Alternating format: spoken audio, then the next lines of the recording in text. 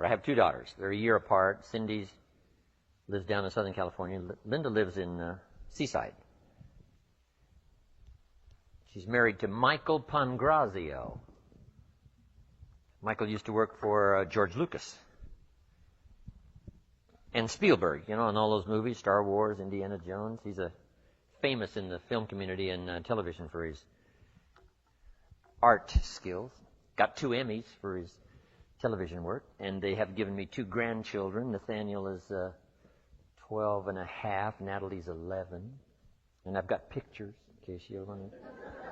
No. Anyway, one day my daughter Linda calls me on the phone, says, "Hi, Dad." I said, "Hi, Linda." She said, "Just a moment." And it sounded like she put the phone down on the table, and I heard this clapping. And she picked up the phone and said, "Daddy, did you hear that?" And I said, "Yes." She said, "That's in case you haven't gotten any applause lately." So when I talk to Linda tomorrow, in fact, I'm going to go see the kids on Monday, I'll say she doesn't need to clap for me on the phone, right? I got plenty of applause in Santa Clara. Anyway, let's go back to work. I never thought in my wildest imagination that I would ever be able to have something to say for 2 whole days. I mean, I'm amazed. I'm still amazed at what happens. In fact, I was so excited to get here today to hear what I have to say, right? It's just amazing. So let's talk now about the subject that exploded my life into change. I've never been the same, and that's personal development. It's a subject I came in contact with when I was 25 years old. I was raised in southwest Idaho. I still have the old family farm. My papa's gone. He was 93. Mama's gone. She was 79. So it looks like I'm going to be around a long time. Good genes. My papa never retired. When he died, his paycheck was waiting for him. That's pretty good, right? So I intend to be around a long, long time, looks like. But anyway, I was raised in southwest Idaho and still have the old family farm, you know, raising the normal crops in that part of the world. And my neighbor raises Arabian horses, and I furnish clover sometimes for him. And some years it's potatoes, and some years it's winter wheat, and some years it's something else. Also got vineyards. Got a new wine label, just finishing up. Rohn Bittner. Dr. Bittner is my partner. Rohn Bittner Vineyards. The Chardonnay of last year was absolutely incredible. But I, went to college 1 year. And halfway through my second year, I quit. Unfortunately, age 19. Should have stayed in school, right? But I thought, hey, I'm smart enough to get a job. How much smarter do you need to be? So with that kind of shallow thinking back then, I quit school and went to work. A little later got married, started a little family. And, sort of along in the sort of average American family, just young, getting started. And age 25, I'm behind on my obligations, creditors calling once in a while. And I'm embarrassed by being in that position. Very short on my promises to my family, not feeling good about myself. And then I had a chance to meet this extraordinary man by the name of Mr. Schoaf, Mr. Earl Schoaf. And a lot of you have already heard that part of my story. A friend of mine had gone to work for him, and he said, "You got to meet this man. He's rich, but he's easy to talk to. And he's got a remarkable philosophy of life and business." So I thought, well, I got to meet this guy. Had a chance to meet him. Long story short, he invited me to participate in his company. And I was with him for 5 years before he died. And he died at the early age of 49. But during that 5 years, I learned these revolutionary things. My parents laid a great foundation for me all those years, which has lasted me all of my life. But to open up business and to open up the world and open up opportunity that I could qualify for started with this man by the name of Mr. Schoaf, Mr. Earl Schoaf. And here's one of the early subjects he taught me called personal development. And I've illustrated it in so many ways, but one of the best is when you're teaching kids financial independence. When I teach kids financial independence, here's what I teach. We get paid for bringing value to the marketplace. But this will also serve as an introduction to personal development. We get paid for bringing value to the marketplace. The key is to study the marketplace. Tomorrow we may talk about what I taught in Moscow. Profits are better than wages. Capitalism at the grassroots is the vitality of the nation. So you study your marketplace. Now the key is to bring value to the marketplace. Now, up here put time. It takes time to bring value to the marketplace. Actually, there's two parts to the value. To bring a product or a service and to be valuable to the marketplace. To bring value and to be valuable. And it takes time, but we don't get paid for the time. We get paid for the value. So the key is to study the marketplace. What do they need? What could I bring? And what could I become?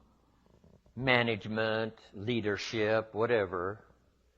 So could I find something valuable to bring to the marketplace? And could I be valuable to the marketplace?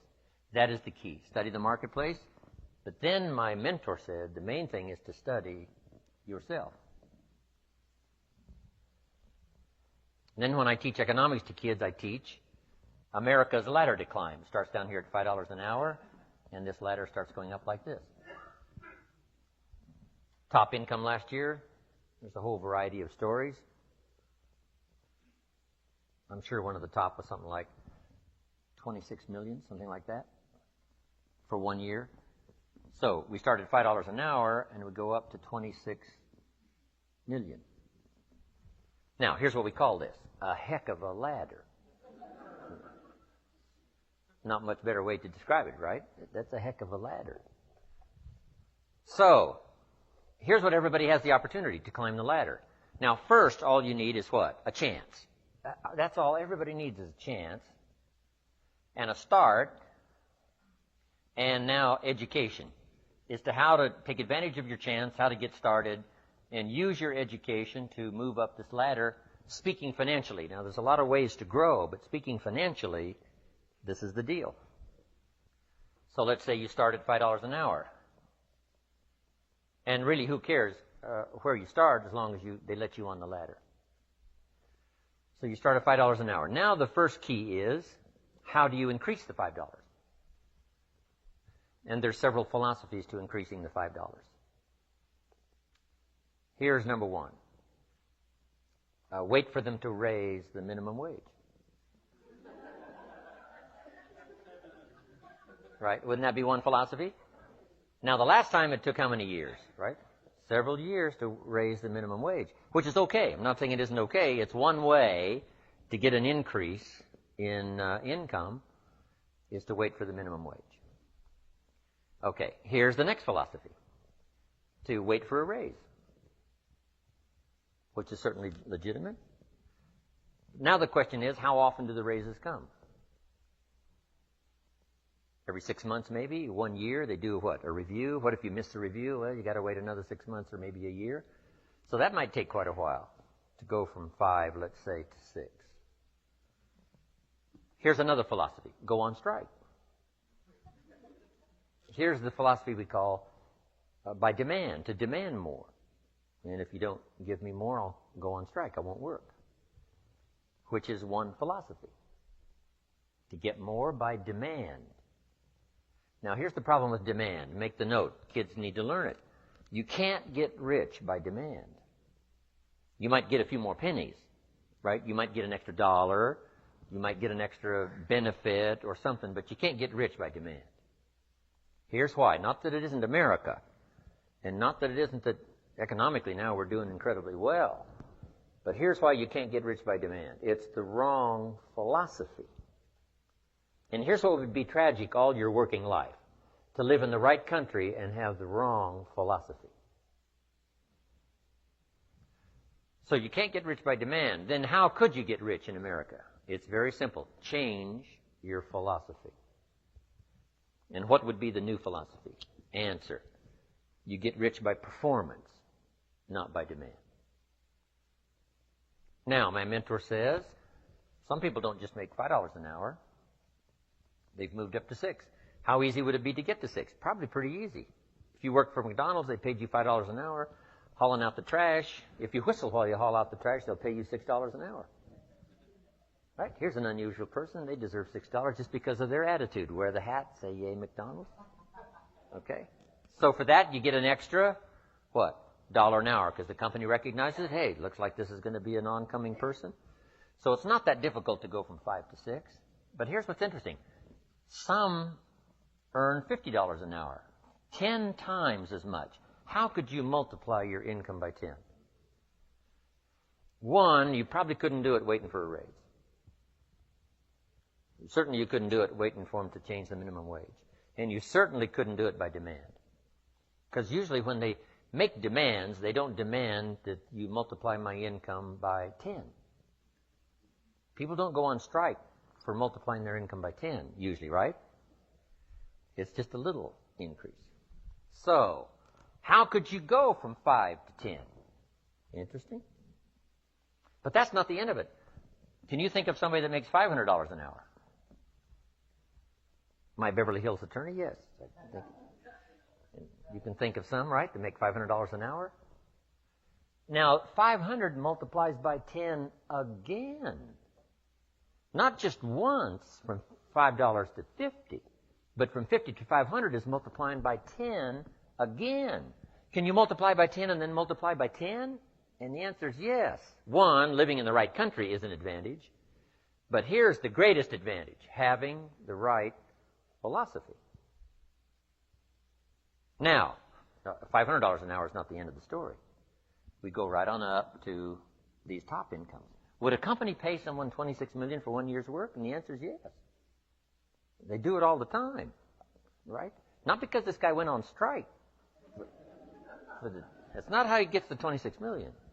So, a change and a shift in philosophy here starts to change everything.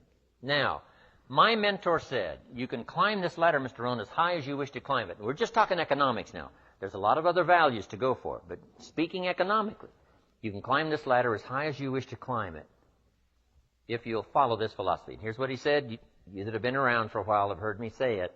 He said, learn to work harder on yourself than you do on your job. Learn to work harder on yourself than you do on your job. I got the message, age 25. Then he added, if you work hard on your job, you can make a living, which is noble. If you work hard on yourself, you could make a fortune, which is exciting. I have never heard that kind of philosophy before. Working harder on yourself than you do on your job. Work hard on your job, make a living, which is fine. Work hard on yourself, make a fortune, which is super fun. Or working hard on yourself starts to multiply your value to the marketplace. So we're talking about bringing value and being valuable to the marketplace. And this is the key. We don't get paid for the time. We get paid for the value.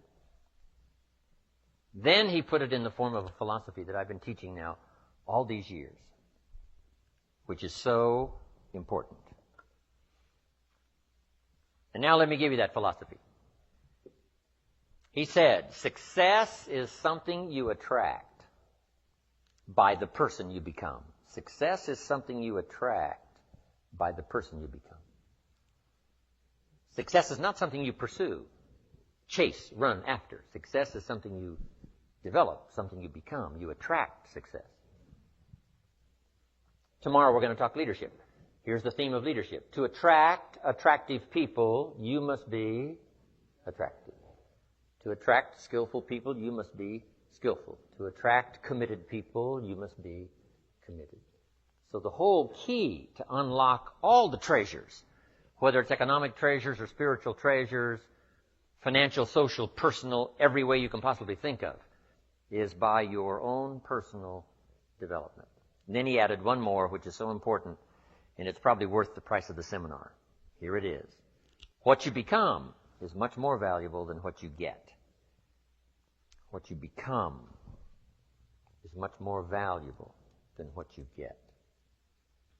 The major question to ask on the job is not what am I getting here. The major question to ask on the job is what am I becoming here? Not what am I getting, what am I becoming? So it's very important what you become. Because what you become attracts. If you become cynical, you attract cynicism. What you become attracts. So this whole subject of personal development was so vitally important to me. It changed my life. I was a millionaire by age 31. And that was just the economic part of it. It took me 6 years from age 25 to age 31. It was unbelievable. So, right country, but a refinement of philosophy is what's important. So let's now talk about personal development. The first subject is called the seasons. An understanding of the seasons to illustrate the total aspect of life. One of the best ways to illustrate for your children or for anyone, life situations, is to use the illustration of the seasons. So let's go through it. Here they are, the seasons. Number one, you cannot change the seasons until you get your own planet. Right? You can't change the seasons. They're set. All of this has been set in motion. But here's the next piece of information. You can change yourself. You can't change the seasons, but you can change yourself. Life and business is like the changing seasons. Frank Sinatra sang, life is like the seasons. So now let's quickly go through the seasons. This is a whole study in itself. But I can just give you a little outline here, some ideas, and you can take it from there and use it in whatever manner that would serve you, as well as to serve your own understanding of time, the passing of time. First, learn how to survive the winter. Speaking of life in its simplest aspect, the first key to learn in your life on the spinning planet is to learn how to survive. Now, there's all kinds of winters, right? The winter of the calendar, right? The winter of the actual season. But then there's financial winters and social winters, personal winters. But we understand those because we've all been through them. Barbra Streisand sings, it used to be so natural to talk about forever, but used to be's don't count anymore. They just lay on the floor till we sweep them away. You don't sing me love songs. You don't say you need me. And you don't bring me flowers anymore. A winter song. But we know what those lyrics are about. You know, we've been through those experiences. The winters. Now, here's the key on the winters. Some are long and some are short. Some are easy and some are tough.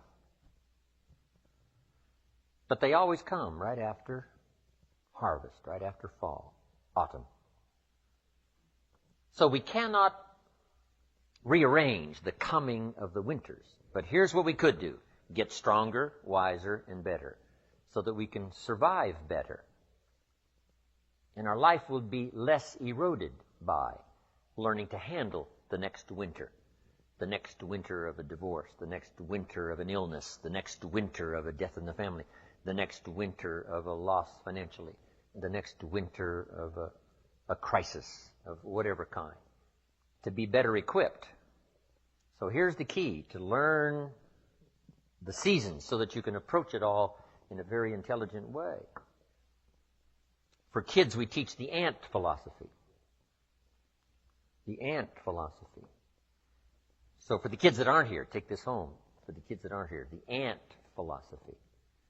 And here's the little short list on the ant philosophy. Number one, ants never quit. If an ant is headed somewhere and you stop him, he'll start looking for another way. How long will he look? Till he finds it or till he dies. One way or the other, he'll find it. Okay. So that's a good philosophy. Just never quit like an ant. Here's the next part of the ant philosophy. Ants think winter all summer. You got to think negative when it's positive. And not be disillusioned. That's why ants always seem to be in a hurry. Why are they in a hurry? Because they're thinking winter, winter, winter, hurry, hurry, hurry, get going, go, go, go, go. So you must think negative when it's positive. You must think winter when it's summer.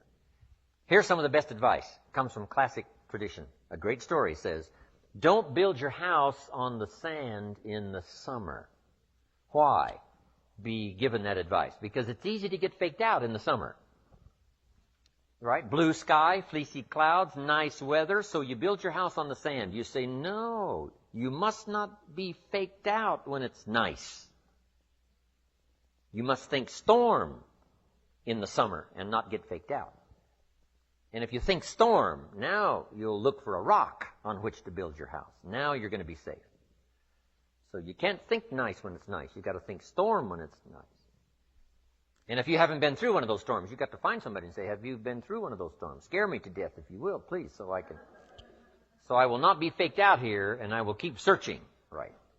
Not to quickly build on the sand because it's nice, but to build on a rock because it's not always going to be like this. The seasons are going to come and change. And if you're not educated to that degree, now you suffer a great loss. So the ant thinks winter in the summer.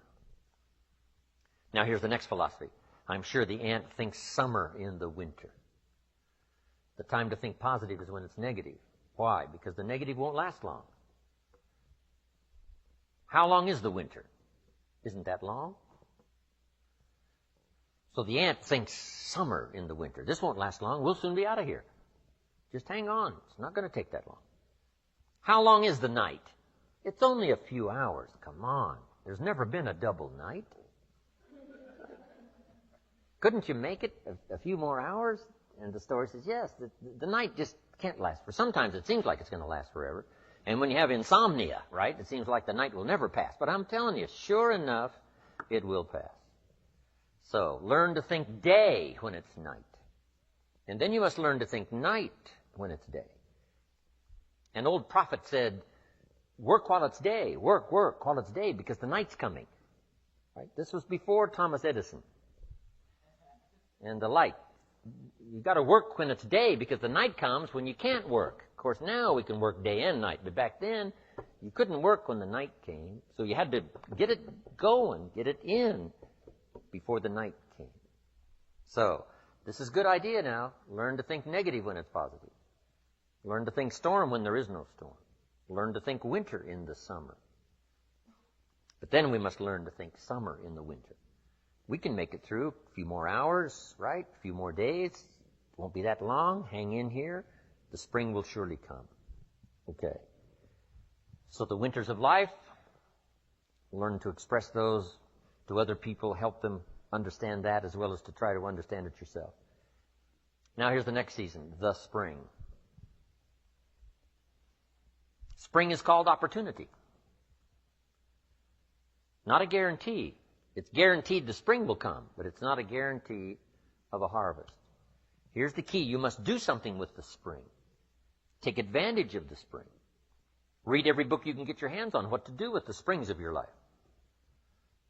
Take advantage of the day, because the day follows the night. It's an opportunity now to turn things around. It's an opportunity to have a better one than the last one. It's an opportunity for a new beginning, a new spring, a new day, a new beginning. In business, we learn to create an artificial spring. Because in an industrialized society, right, it seems like, the seasons just don't mean that much. When you're a farmer out there, they mean everything. But when you're not, working on the line, whatever. So sometimes you got to create an artificial spring. We're going to take the next 90 days and we're really going to pour it on. Like if you're in sales, the next 90 days I'm going to make every contact possible. You just create an artificial spring. Next 30 days, next 90 days. Right? Bargain with your family. Say, look, I know we were going to do some things the next 90 days, but if you'll postpone those for me, I'll really pay back because I want to use this now as a springtime to go for it, go for it, go for it. So spring is the chance to take advantage of another opportunity.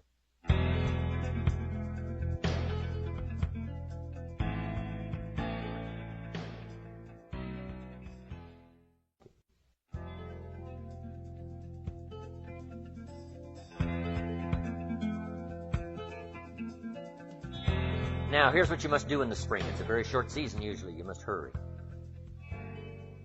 You wouldn't ask a farmer to go bowling in the spring. He hasn't got time. Why? The season is too short. The planting season is too short. You've got to get it done fairly quickly. And life at its longest is short. The Beatles wrote, life is very short. Which is true. My father lived to be 93, but it seemed to be very short. It didn't seem that long. So life is short. For John Lennon, it was extra short. For Michael Landon, life was extra short. For my mentor, died at age 49, that's extra short. But life at the longest is short. So you must learn to appreciate opportunity and take advantage of it while it's day, while it's time. Now, we call spring a window of opportunity. If you have a chance to talk to someone, the window's open. It may not stay long, so take advantage. Don't hesitate. Meet a new friend. Talk to somebody while the window's open. Now, here's the season for everybody to understand because it is so applicable to our life, and that's the season of summer. Two things we must do in the summer: nourish our values and protect.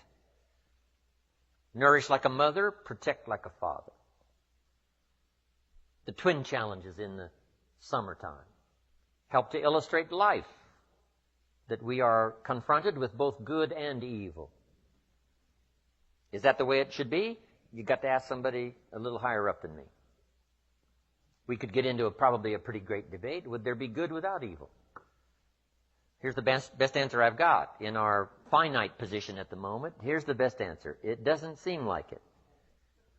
It seems like it takes the contrast to make a scenario, to make an adventure. Now remember, we didn't set it up, so. But here's what seems to be the setup. Opposites in conflict. That seems to be the setup for a human adventure. One contesting against the other, vying for the territory. Would there be light without darkness? We probably wouldn't call it light. What gives us the value of one is the contrast of the other. But darkness is always trying to move in and take all the territory. But if you turn on the light, its energy starts to repel darkness. Darkness begins to move away, move away. And the brighter the light, the further away the darkness must move. If you walk into a dark room and turn on the light, the darkness is what? Gone. But here's the point to remember, not very far. The darkness seems to be, yes, it's gone, but it's waiting for its chance. That if light loses its energy, darkness has a chance not to move back in. Here's one of the better realistic illustrations, and that's health and illness at odds in your body. Illness trying its best to drive health into a small corner and occupy the territory. And health trying what? To push illness into a small corner. There's this contest going on. Who's going to occupy the territory? If one stays strong, the other's diminished. If the other gains in power, then the other is diminished.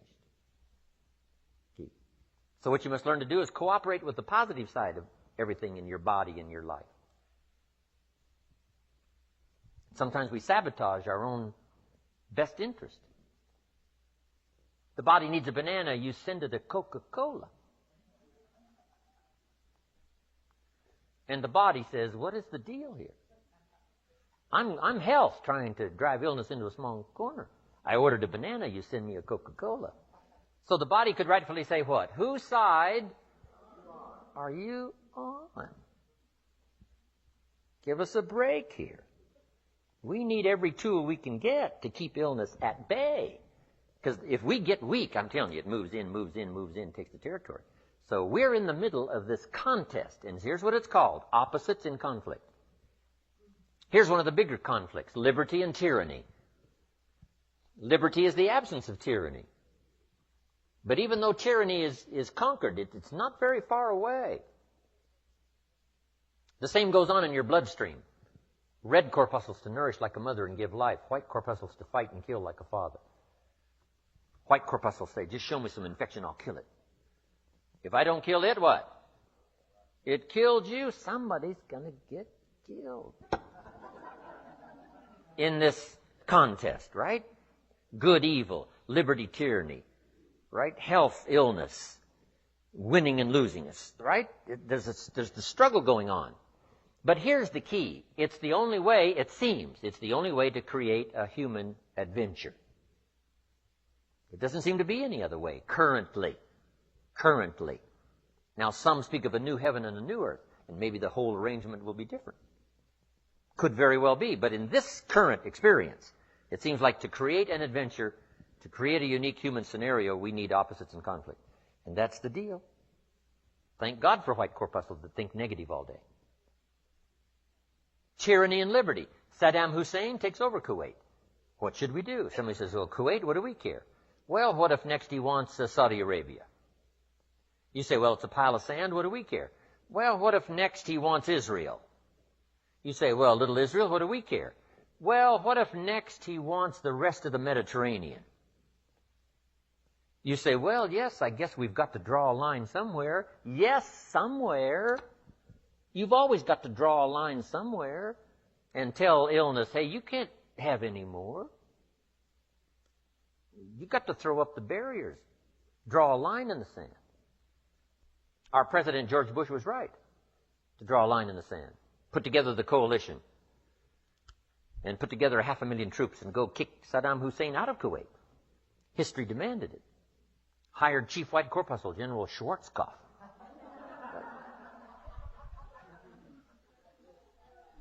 I met the general a couple of times. He was the man to send. So, liberty and tyranny in a contest. And it's the only way to have a civilized society.